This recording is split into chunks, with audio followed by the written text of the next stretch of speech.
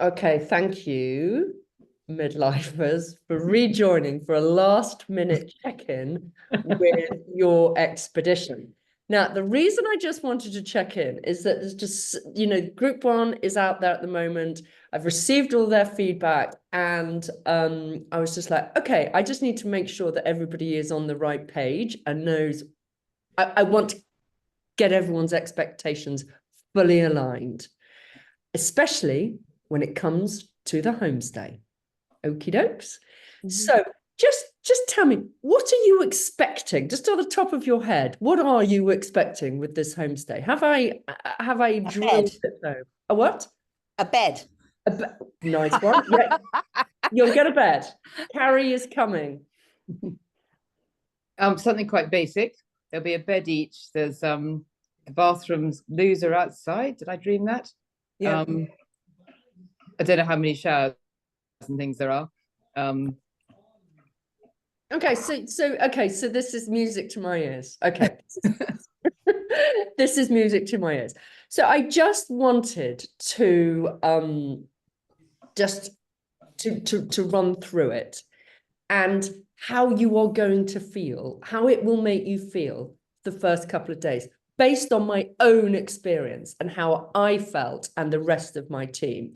So this is the Leap is a gap year company. So we create experiential experiences. We do not create Abercrombie and Kent or tours which you can just anybody can buy. That's not what we do.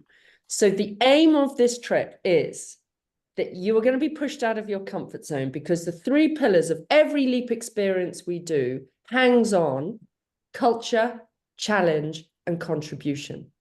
Now, in Peru, this particular midlifer is particularly strong on the challenge, and it is particularly strong on the culture.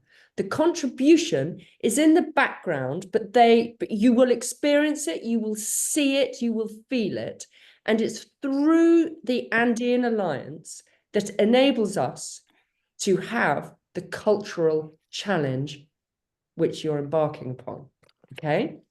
So to start off with, you are going to, the first challenge is the homestay. It is out of everyone's comfort zone. Okay? There are two homestays. There is Glenny and there's Maritza. And they compete.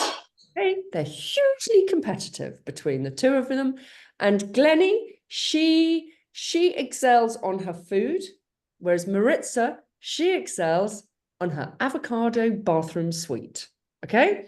So, but they are both basic. They are homes. You might have kids wandering around. You might have their visitors knocking on the door, but that is part of the experience. And they want to cook for you. They want you to sit at their kitchen table. They want you to sit in Maritza's house on their very new leather sofa. Okay. So Maritza's had a kind of, an upgrade to her house, whereas Glenny is much more authentic in that it is one of those houses where you enter the front door into a courtyard with the bedrooms all around it and the shower rooms dotted around. So you have to exit your bedroom, waddle down some steps to find the showers. Okay. So that is harder than Maritza's house because the showers are inside the house. But still, in both places, when you leave your bedroom to go to the loo, okay, you might bump into a small child. And you might bump into Glenny, who's carrying cups of tea for one of you in one of your rooms. So it is hugger-mugger, slightly chaotic. Oh my God, do these showers work? Where am I going to hang my wash bag in this shower? Oh God, it's all very out of my comfort zone. Now the showers do work in all places, but you might have to kind of fiddle, kick, smack, and ask Glenny and Maritza to show you how it works. It is a problem throughout Peru. They have these electric showers, which are, everybody even in the hotels, they are of a similar type and they're just annoying. So don't give up and say that one doesn't work. Go and ask. Say this one, I can't make it work, and they'll give you the technique. Okay. So how are you going to feel when you arrive? You're going to feel straight off a plane. And I really don't want this to sound condescending at all, but I'm just kind of bracing, just wanting to kind of prepare you. You're going to fall off a plane, you're going to be picked up, and you're going to be driven to Calcutta, and then you're going to be dropped off in your 2 separate houses. And you're going to be introduced to your bedrooms, and you're going to bed in. And it's going to take a couple of days for you to relax in your new environment. Now, Amanda described this perfectly when she dropped in the other day. It's the same feeling, Amanda, that you had when you were on your drive safari through Namibia. You know, it's just like, oh, okay, right, this is all new. This is this is not aesthetically pleasing or aesthetically what I'm used to. But through this challenge comes the giggles and the childlike behavior, which is really, really fun. And I want you just to hold fire for the first 48 hours before anybody, you know, thinks, oh, I can't do this, because I know you can all do it, and you will all support each other, and you will get into the groove. Okay? Feeling good? That's great.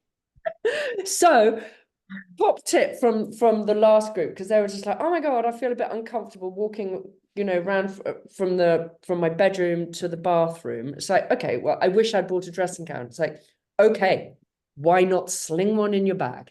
You know, not your big, fat, heavy ones, which, you know, will take up too much space, but something that you might like to throw on and you know, to help with that privacy aspect. Personally, I didn't give a monkey, and nobody did care. And the first night you kind of think, oh, you know, and then by the end of it, you're just whizzing around just in a sarong from the shower, running up to your bedroom. Nobody bats an eyelid. So it's just kind of a thought. So how is this feeling with you? How you? Fine. Fine. Okay, because it really, you know, when people say to me, you know, what is kind of so special about, you know, the midlifers, you know, why is it kind of a unique experience? And the unique experience comes from the opportunity to actually really immerse yourself in the culture, and there is no better way than doing that by living with families. Anybody can go and live in a hotel, and anybody can 4-star hotels. Nobody wants a 2-star hotel. They're not, you know, that's just disappointing. But if you did want a hotel, okay, if you're listening to this and secretly thinking, this is too much, I need to know before you go, and I can make changes. I can put you in to a little hotel in the center of town. That is not a problem. What I'm trying to avoid is people getting there thinking, I can't do this, pulling the emergency, and then it causes a bit of havoc on the ground. And it's a bit embarrassing for Glennie and Maritza. Yeah, I think we're okay. I'm okay. I'm okay. I'm okay. Okay. I having kind of seen you all, knowing a few of the characters that are on this trip, you will be fine. Okay. And it's just getting the expectations aligned. And at the end, that feeling of high-fiving, just like that is pretty awesome. It's pretty awesome. Do you remember do you remember, you know, the first night when I fell down the stairs going to the loo in the middle of the night because I couldn't get my torch to work? I mean, all of those would be funny by day 14, but in tears on day 2. There might be tears on day 2. Okay. There so might be on tears on day 2, because these are the things you've got to overcome on day 2. Okay. Lack of sleep, jet lag, the altitude, and new surroundings. Now, that is tough. That is a challenge, but that's what you're going to embrace and conquer, and at the end, high five and go, oh my God, it's going to bring the child out in you. It's going to remind you of what it felt like to be 18. It's going to be, just trust me, it comes right. Okay, it will feel good. And the team on the ground, they will bend over backwards to make this experience really, really special. So I'm not there, but you've got Sam and Alex, both beautiful girls, you know, in their kind of late 20s, 30s, and all their team, Andean Alliance, who are going to be literally at your beck and call. So they will, what would be great is if I give you their numbers, you can add Sam and Alex to your group WhatsApp, because that's really helpful on the ground for them to say, Manuel's coming, he'll be there in 5 minutes. Who's coming for supper? Da, da, da, da. It's just really helpful. Okay, so I will send that to you. The other thing is, does anybody have any space for some English breakfast tea as a gift to give to Sam and Alex, or some club biscuits? Those are their two favorite things. I said, what do you want us to bring? And they're like, this is what we crave. There's no decent tea in Peru, so I've been banging on about coffee because that's all I drink. But apparently there's no decent tea. So if you're a tea drinker, take your tea bags. I can bring some I can Clipper. take some. I can bring some Clipper tea, which is made in Bedminster, which is 3 miles up the road. Oh, Jane should love that. I'll go and get some. English. I can bring some Yorkshire tea. Oh, should love that too. Do a full tea tasting moment. Right. So, Okay. so the challenge is there. The cultural, you know, just immersion is there, and all these wonderful characters. So it's just to remind you, you know, for me, this meeting is just to remind you what the LEAP stands for. It's to push you out of your comfort zone.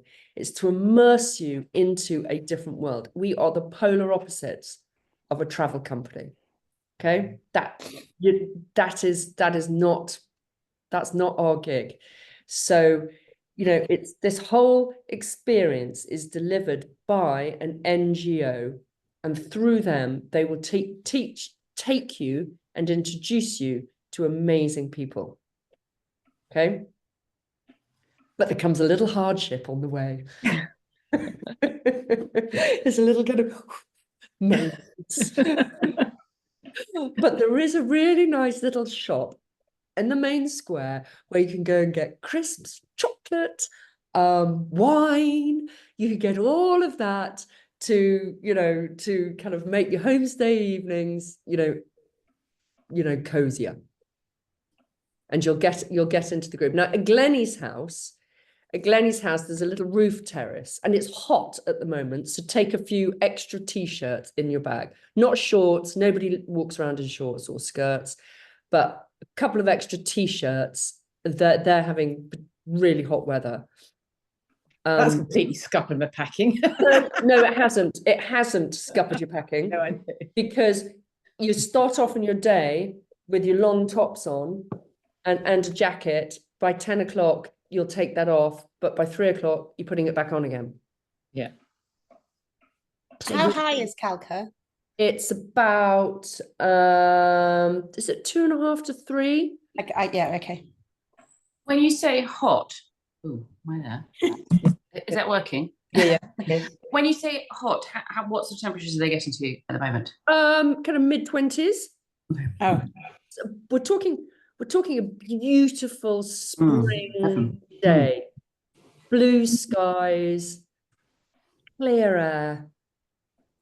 If it does get humid, it means there's a rainstorm coming, but then it just kind of comes and goes.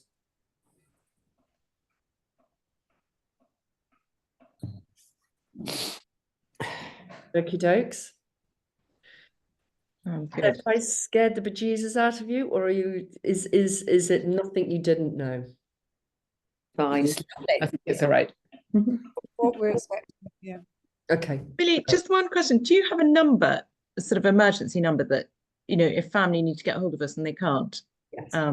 You do? Yes. You give them my number. Your mobile number? Yeah, you give them my mobile number. I'm very happy for that to be given.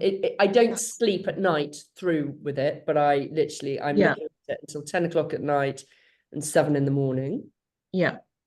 And I will give you, I will send you today all the telephone numbers for Sam and Adam, the team in Peru.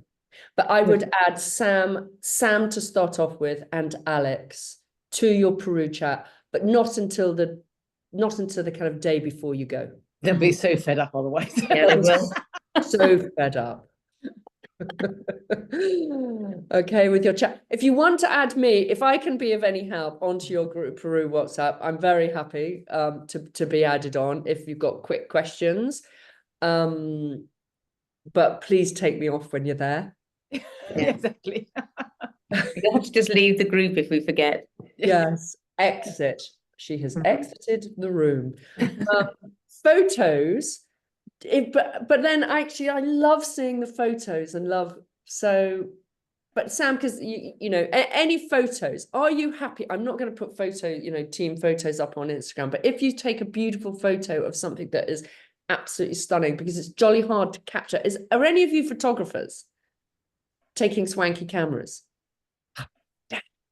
Okay, well, the iPhone's brilliant, and Group One have been sending some really good photos. But I haven't got permission to use them on the website. But if you do take a goodie, would you give me permission to use it? Definitely. Yeah. In the unlikely event that I do. But it's taking photos, and take lots of film footage, especially when you are on the day where you go and watch the ladies and where you're seeing them doing all their dyeing and making all their fabrics and everything. That's really interesting. Okay. What day are you particularly looking forward to? Getting on the aeroplane. Exiting the UK. Just because everything else will be done by then. I haven't my brain's not quite there yet. I think when we get there, it'll be, but at the moment I'm just like trying to get everything under the, finished and ticked off. Okay. The day that I'm most looking forward to returning to is the Lake of Gold day. Now, when you're there at the Lake of Gold, I want you just to be peaceful. You're not going to stop chattering, okay? The chatter is going to be exhausting. The social batteries will be dead by the time you get home. But when you get to the Lake of Gold, I want you to be really quiet, if you can, on arrival, and savor the view when you go around the corner, okay? Just when you get out of the bus, zip it, walk around the corner, look at the lake, and just feel the place, because it's really quite special. Which day is that? Don't have too many cocoa leaves when you're there. Because my sister-in-law went completely nuts when she was there, because she chewed them all morning, she digested them at lunchtime, and then she I don't know, she had a kind of, she went weird, but she had potential for going weird. So talking of characters, on my trip I took my sister, my sister-in-law, but they're all highly critical of everything that I do, and they kind of loved it, and my sister's advice to you all is trust and let the child come out in you as you giggle at the absurdity at some of the things you're going to have to do. Okay? It's just like, God, are we really doing this? Yes, we are. Right, roll up your sleeves and start chopping down that tree. So at 4,500 meters. So, it's just extraordinary things that you're going to experience. And I did take 2 5-star travelers with me who have done nothing but stay in Amman hotels. I couldn't believe they signed up.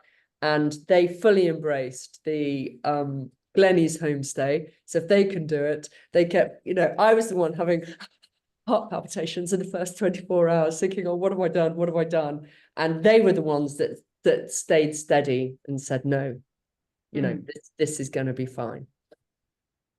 Brilliant. Millie, we- going back to cocoa leaves, because everyone's telling me to drink cocoa leaf tea or to chew cocoa leaves. All day, every day. Yeah, go for it.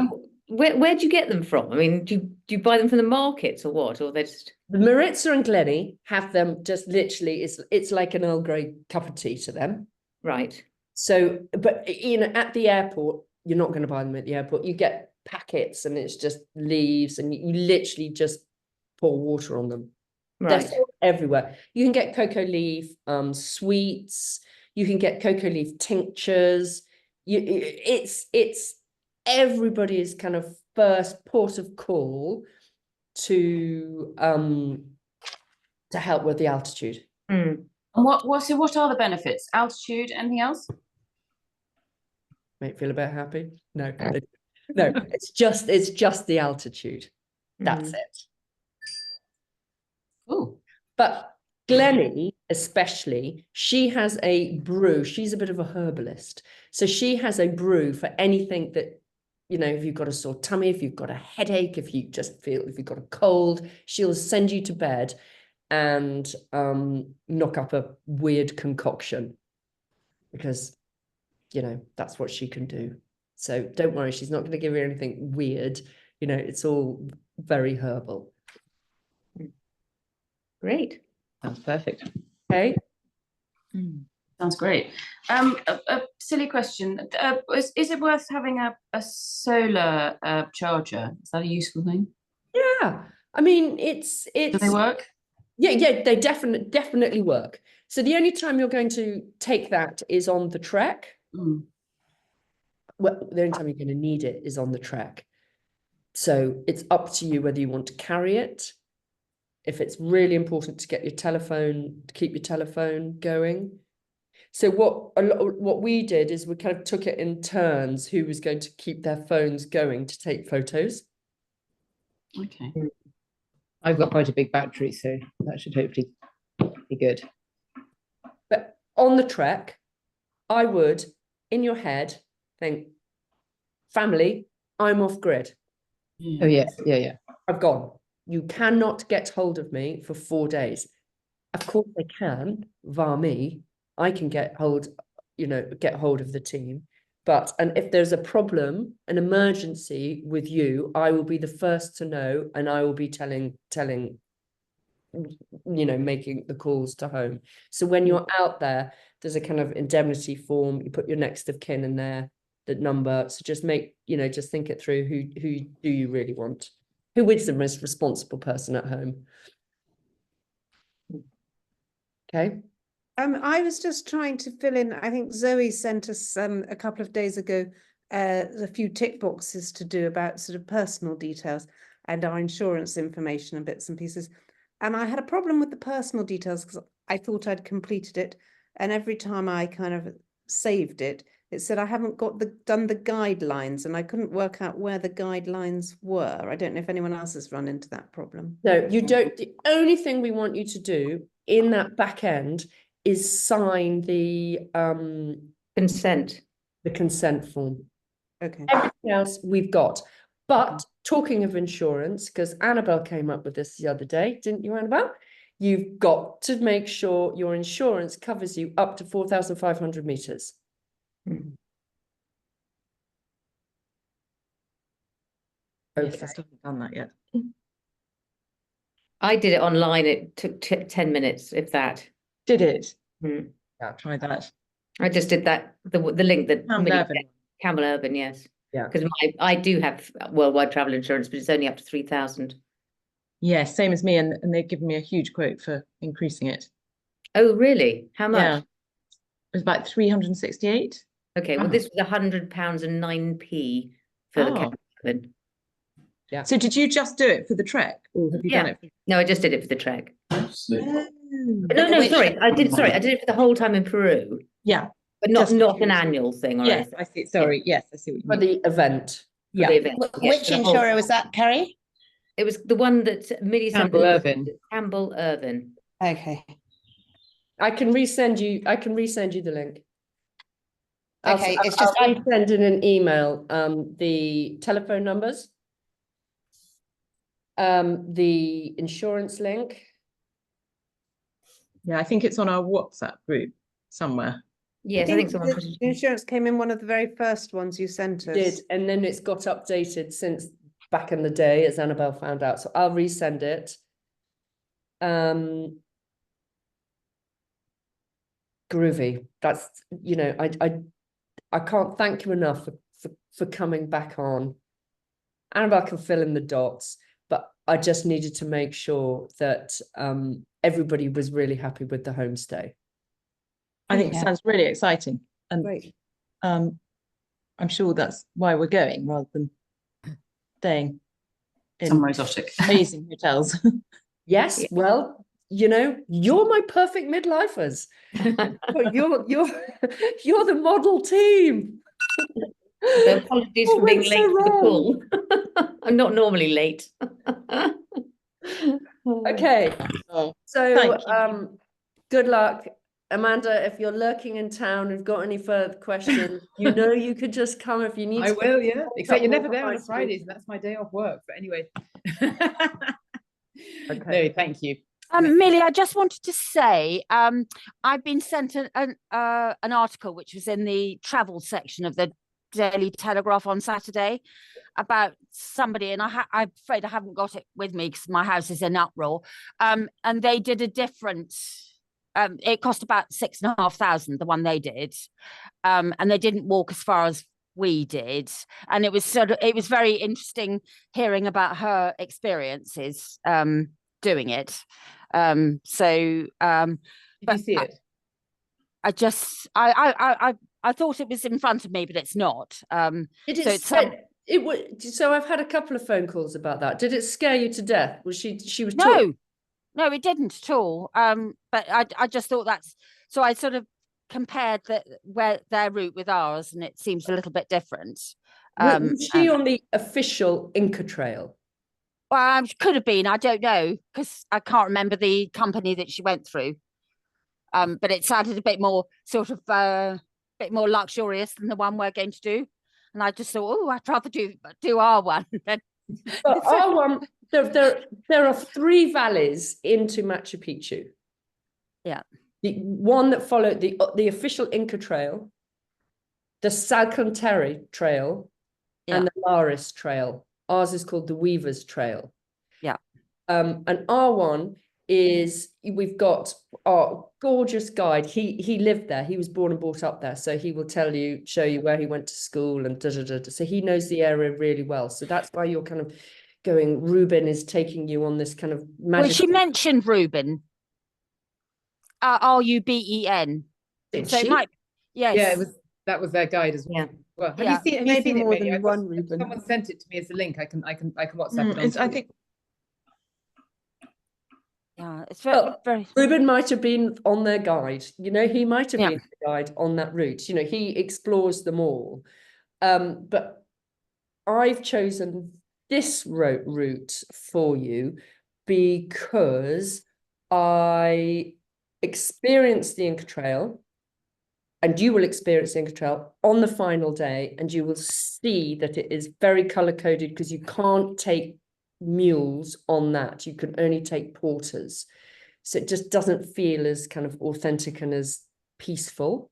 So many people, and there are so many tour companies like Intrepid and all the, you know, G Adventures and all that lot on the Inca Trail, and they wear color-coded t-shirts, and it just, I've got to go. Sorry. goodbye. And Bye-bye. it just, you'll see it on the last day, but because the only way to enter the Sun Gate, which gives you that moment looking at Machu Picchu about a kilometer away, you have to get on that, you have to join the last day of the official Inca Trail. And that's what you do so you've got 3 days on the Weavers route. You come down to Ollantaytambo, you spend the night in a funny little hostel, enjoy your shower, and bed. Then you get up at 5 in the morning and you catch the train down the valley. You jump off at, I'm about to say 1.8 kilometers, but I always get it wrong. But you literally jump off in the middle of nowhere, and then you get taken on the Inca Trail on that last day through the cloud forest. Very good. Yeah, good. Well, thank you for that. Very exciting. Thank you, Millie, very much. Thank you very much. That's Yeah, my thank pleasure. you. I just wish you the best of luck. Not Thank luck. you very That much. sounds such a stupid thing to say. I just wish you the greatest of adventures. Brace yourself, hold on to your underpants, and go for it. Excellent. Thank you. Thank you. Thanks so much. Bye. Bye. Bye.